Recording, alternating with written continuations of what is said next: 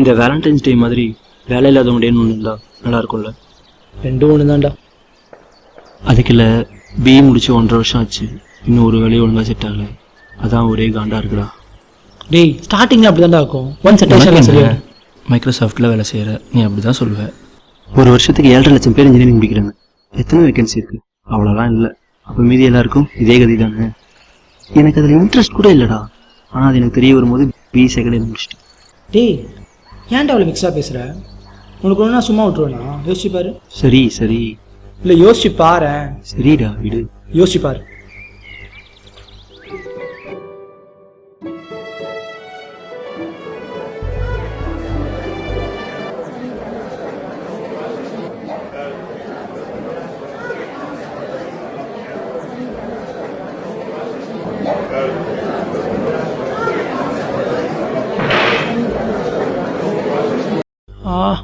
பார்த்து எடுக்க மாட்டாளடா அவ. மச்சான் உனக்கு நாளியே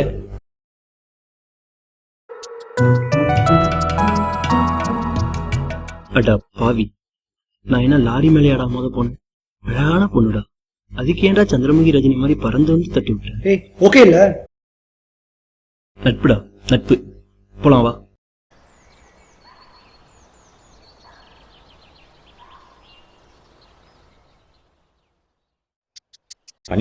பண்ணிடுவேன் சார். நிஜமா? நம்பலாமா? இளைஞர்கள் மேல கொஞ்சம் நம்பிக்கை வைங்க சார். சரிப்பா.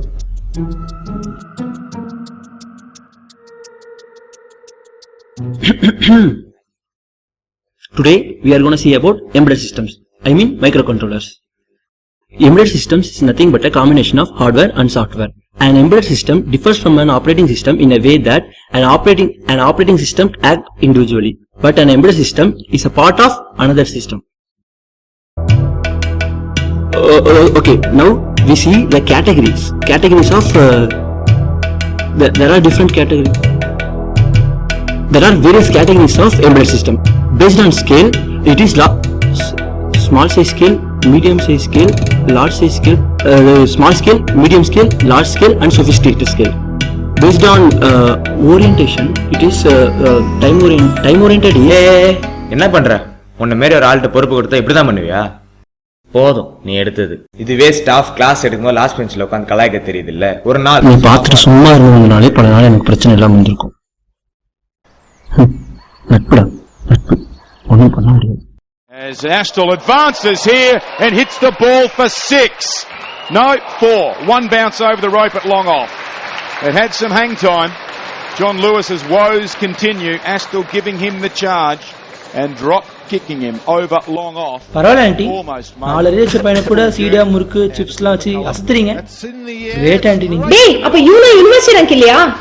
மாட்னா சம்ம லைஃப்ல காலேஜ் டே பங்கர் ஸ்டே சினிமா போயிட்டு. ஆனா அதோட போச்சுடா என் ஹாப்பினஸ்லாம். டேய் இப்போ என்ன பணம் தட்டுமா? பணம்லாம் வேணாம் மச்சான், செட் ஆகாது. என்னதான் பெஸ்ட் ஃப்ரெண்டாக இருந்தாலும் பண விஷயம் நான் பிரச்சனை தான் வரும். என்னடா காசு கொடுத்தாலும் வேணாங்கிற? உங்க அப்பாவும் தர மாட்டாரு. ஏற்கனவே 1 வருஷம் சும்மா இருந்துட்டேன். 1.5 வருஷமா? 1.5 மாசம் தான் சும்மா இருந்தேன். ஹே நானே இந்திரன் நானே சந்திரன் பிறந்த ஊருக்குள்ள சூரியனை போல்.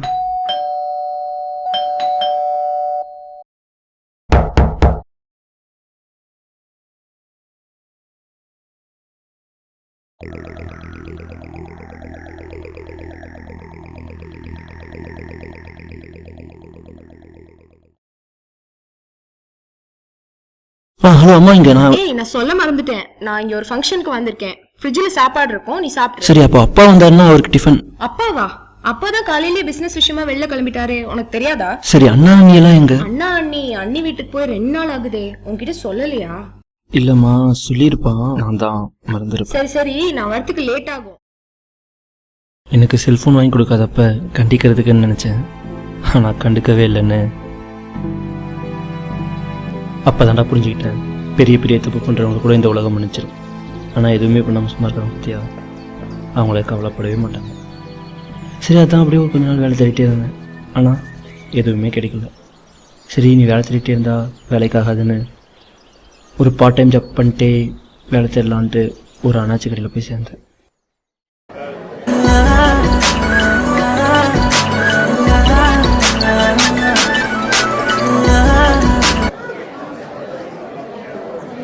ஏய் ஃபோன் உனக்கு தான்டா.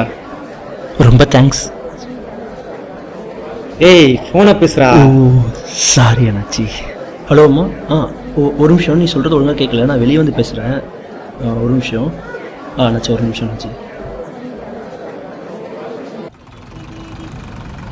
சொல்லுமா. டே நீ ஒரு இன்டர்வியூக்கு அப்ளை பண்ணிருந்தல, அதுக்கு கால் லெட்டர் வந்திருக்கு. அப்படியா? எப்போ? மத்தியானம். மத்தியானமா? ஆமா, முந்தானேத்தே வந்துச்சு. அது 8th வீட்ல போட்டுருந்தாங்க. காலையில தான் எடுத்து வந்து. அண்ணாச்சி இன்டர்வியூ இருக்கு அண்ணாச்சி. இப்போதான் ஃபோன் பண்ணி சொன்னாங்க, ஒரு ஹாஃப் டே லீவ் வேணும். என்னப்பா வேலைக்கு சேர்ந்த 3 நாள் தான் அது, அதுக்குள்ளே லீவ் கேட்குற? அண்ணாச்சி இப்போதான் ஃபோன் பண்ணி சொன்னாங்க அண்ணாச்சி. 20,000 ரூபாய் சம்பளம் அண்ணாச்சி. இந்த வேலை மட்டும் கிடைச்சிச்சுன்னா டெய்லி தூப்பருப்பு உப்பருப்பு காப்பருப்பு நம்ம கடையில் தான் வாங்குவோம் அண்ணாச்சி. ப்ளீஸ் அண்ணாச்சி. சரி போயிட்டு சீக்கிரம் வா. தேங்க்ஸ் அண்ணாச்சி. அந்த வேலையும் கிடைக்கல, வழக்கம் போல. ஒரு ஆல் அவுட்.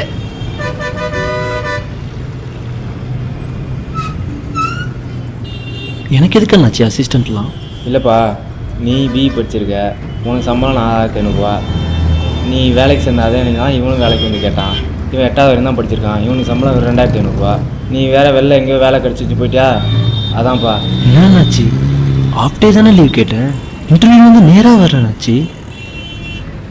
என்னாச்சு? படித்ததுக்கு வேலை இல்லைன்ற காலம் போய் படித்ததுனால வேலை இல்லைன்ற காலம் வந்துருச்சு. சரி, நீ வேலை தேட்டே வேலை செஞ்சால் வேலைக்காகாதுன்னு ஃபுல் டைம் ஜாபில் இறங்கிட்டேன். அது தப்பு இல்லைடா. அது தப்பு இல்லை, நான் சூஸ் பண்ண ஜாப் தான் தப்பு.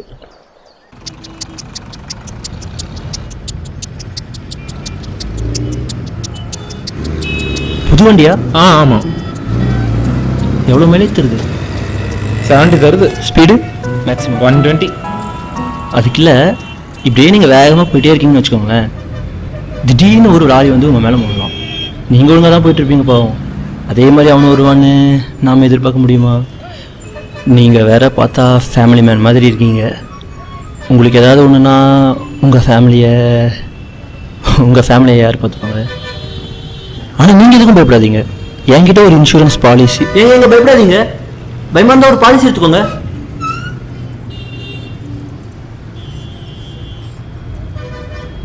உண்மையாக சொன்னால் யார் பாஸ் நம்புறாங்க? ட்ரை பண்ணுவோம். அதாவது சார், நீங்கள் தப்பு பண்ணிட்டீங்க, அபசகனமாக பேசிடக்கூடாது. இந்த மாதிரி விஷயம்லாம் கொஞ்சம் நாசூக்காக பேசணும். இப்போ அவங்கள தடுக்கிறோம், நான் பேசுகிறேன்.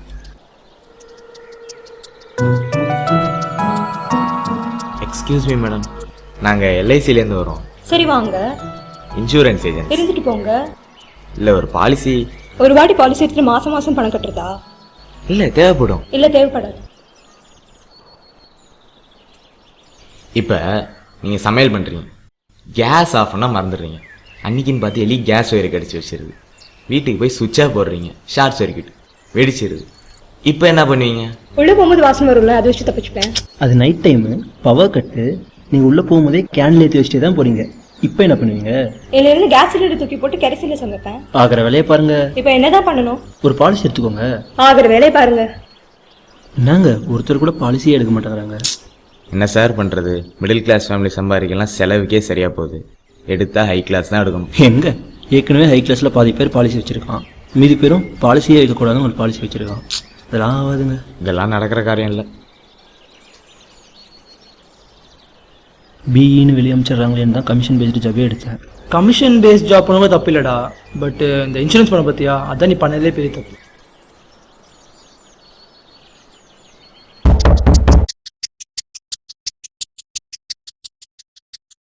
இந்தியாவோட ஃபர்ஸ்ட் முகல் எம்பரர் யாருன்னு தெரியுமா? இட்ஸ் ஓகே புரியுது. தெரியாது. இப்போ இந்தியாவில் இருக்க ஸ்டேட்ஸ் எத்தனாவது தெரியுமா? புதுசாக ஒன்று சேர்த்துருக்காங்க. இட்ஸ் ஓகே ஒன்றும் இல்லை, ஃபைன். கரண்ட் இந்தியன் பிரசிடென்ட் ஏதாவது பண்ணாதானே தெரியும். இந்த மாதிரி உங்கள் வீட்டில் இருக்க சின்ன சின்ன குழந்தைங்க ஹோம்ஒர்க் பண்ணும்போது கேட்குறது சின்ன சின்ன டவுட்டை கூட கிளியர் பண்ண முடியாமல் உங்கள் மனசு எவ்வளோ கஷ்டப்படும்னு எங்கள் கம்பெனிக்கு நல்லா தெரியும் சார். அதுக்காகவே ராப்பகலாக கண்ணு முடிச்சு கஷ்டப்பட்டு நாங்களே தயாரித்த ஒரு புக்கு தான் வேர்ல்ட் ஃபேக்ட்ஸ். இதோட விலை ரொம்ப கம்மி தான். இந்தியாவோட வருங்காலமே நம்ம குழந்தைங்களோட எதிர்காலத்தில் தான் சார் இருக்கு. நம்ம குழந்தைங்களுக்காகவாவது இந்த புக்கு நீங்கள் வாங்குவீங்கன்னு எனக்கு கண்டிப்பாக தெரியும். பேர் சொல்லுங்கள், ப்ரைஸ் அனௌன்ஸ் பண்ணுறேன். अरे भाई जल्दी बोल, मुझे काम है. தமிழ் தமிழ்ல ஹிந்தி. ஹிந்தி தெரியாது. புக் வாங்கிக்கோங்களேன்.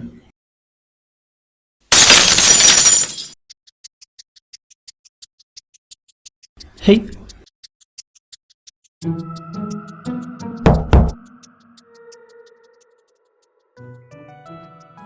சார், உங்கள் டாக்டர் ஃபீல்டுக்கு தேவையான எல்லா புக்குமே ஆன்டி வாய்ஸ் செம்மையாக இருக்குது சார். அது டிவிப்பா. உங்கள் டாக்டர் ஃபீல்டுக்கு தேவையான எல்லாமே எங்ககிட்ட இருக்கு. நான் டாக்டர் இல்லையே. ஓ, வக்கீலா? வக்கீலுக்கு தேவையானது கூட எங்ககிட்ட நிறைய இருக்கு. நான் லாயர் இல்லைப்பா. ஓ, நினச்சேன் நீங்கள் பெரிய பிஸ்னஸ் மேனாக தான் இருக்கணும்னு. உங்களுக்கு தேவையான புக்கு கூட. உனக்கு என்னதான் வேணும்? டிக்ஷனரி ஒன்று வாங்கிக்கிறீங்களா? டிக்ஷனரிலாம் நிறையா இருக்குப்பா. சார் உங்ககிட்ட எத்தனை டிக்ஷனரி இருக்கலாம் சார்? ஆனால் கண்டிப்பாக இது மாதிரி வராது சார். வேணா இதோட பேப்பர் குவாலிட்டி பாருங்களேன். இதோட ஒரு பேப்பரே மொத்த டிக்ஷனரியோட வெயிட்டையும் தாங்கும் சார். இது மாதிரி வேற எங்கேயுமே எந்த புக்லையுமே இருக்காது சார். வேணா பாருங்களேன். ஒன்றும் வேணாப்பா. நானும் எவ்வளவோ ட்ரை பண்ணிட்டேன்டா, எதுவுமே செட் ஆக மாட்டேங்குது. டேய், ஃபீல் பண்ணாதடா. ஒவ்வொருத்தரும் வயசுக்கு ஏற்ற மாதிரி தான் பிரச்சனை வரும். சால்வ் பண்ணிக்கலாம். டேய் நம்புடா. நீங்க என்ன நம்புறியோ அதான் மேட்ரு. நம்பிக்கை மட்டும் வச்சுட்டு என்னடா பண்ணுறது? உனக்கு ஹிப்னாட்டிசம் என்ன தெரியுமா? உன் கையை காமி. இப்போ இங்கே கட் பண்ணுறோம், உன் கண்ணை கட்டிடுறோம், ரத்தம் சுட்டிக்கிட்டே இருக்கு. அது உன் காதில் கேட்டுகிட்டே இருக்க. இதே மாதிரி போனால் ஹாஃப் அன் ஹவர் செத்துருவோன்னு சொல்லிடுறோம். இப்போ உனக்கே தெரியாமல் இங்கே ஒரு பேண்டேட் போட்டு பக்கத்தில் டேப்பை கொண்டு வந்து டேப் ஓப்பன் பண்ணி தண்ணி சுட்டிகிட்டே இருக்கு. எண்ணி 30ஆம் நிமிஷத்தில் நீ செத்துருவேன். நம்பு, நம்பிக்கை தான் எல்லாம். நம்பு மச்சான், மற்றெல்லாம் சரியாயிடும். சரி விடு, நீ வந்த விஷயத்த சொல்லு. மச்சான், எனக்கு கல்யாணம்டா. டீ கெத்துடா. நீ நிஷாவும் விழுந்து லவ் பண்ணும்போது சும்மான்னு நினச்சேன். உன்னா உண்மையிலே கல்யாணமா? செம்ம மாஸ் மச்சான். அவள் என்னோட கெத்துடா. போன வருஷமே கல்யாணம் பண்ணிட்டா. ஆனால் எதுக்குமே கவலைப்படுறது இல்லைல்ல நீ? தேவையில்லடா மச்சான். டைம் ஆச்சு, கிளம்புறேண்ணே. பாய் மச்சான். கல்யாணத்துக்கு மறக்காம வந்துரு. எனக்கு என்ன, சும்மா தானே இருக்கேன், வந்துடும் போ. டேய், யாருடா தெரியும், என்ன வேணா நடக்கலாம். வட்டா, சரியா? பாய். வர மச்சான்.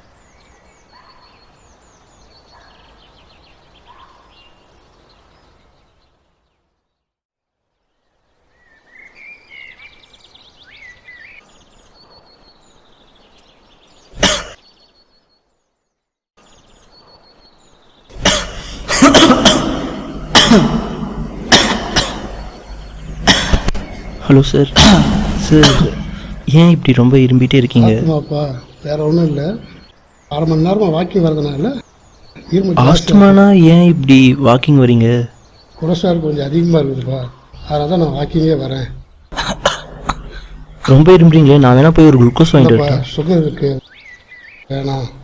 இல்லை உங்கள் பையனுக்கு ஏதாவது ஃபோன் பண்ணிட்டா வந்து கூப்பிட்டு போகட்டும். இல்லைப்பா, அவனுக்கே அதிக பிரச்சனை இருக்குது, வேணாம், நான் கிளம்புறேன். சரி, பார்த்து போயிட்டு வாங்க.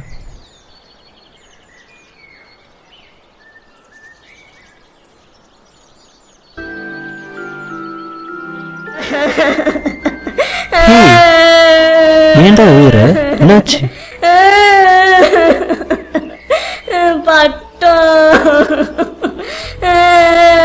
இப்ப என்ன பட்டம் தானே, நான் காசு தரேன், வாங்கிக்கோ. அந்த நாய்கிட்ட எல்லாம் காசு வாங்க கூடாது, அப்பா சொல்லிருக்கு. அவன் சொன்னது கரெக்ட் தான். இல்லை, நமக்கு லைஃப்ல எப்பயுமே வயசுக்கு ஏற்ற மாதிரி தாங்க பிரச்சனை வருது. 10 வயசு பையனுக்கு பட்டம் தொலைஞ்சதெல்லாம் பிரச்சனை, 20 வயசுல வேலை கிடைக்கலனா பிரச்சனை, 30 வயசுல கல்யாணம் ஆகலாம் பிரச்சனை, 40 வயசுல குழந்தை பிறக்கலாம் பிரச்சனை, 50 வயசுல ஆஸ்துமா, ஹார்ட் அட்டாக்னு 1008 பிரச்சனை. இதில் சால்வ் பண்ண முடியாதுங்கிறதுலாம் ஒன்றுமே இல்லை. நாம தான் தேவையில்லாமல் போய்ப்போம், இந்த சின்ன பையன் மாதிரி. அதெல்லாம் விட்டுட்டு அமைதியாக நம்ம ட்ரை பண்ணிட்டே இருந்தால் போதுங்க, சக்சீட் பண்ணிடலாம். ஏன்னா லைஃப் ஒரு சப்ப மேட்ரு.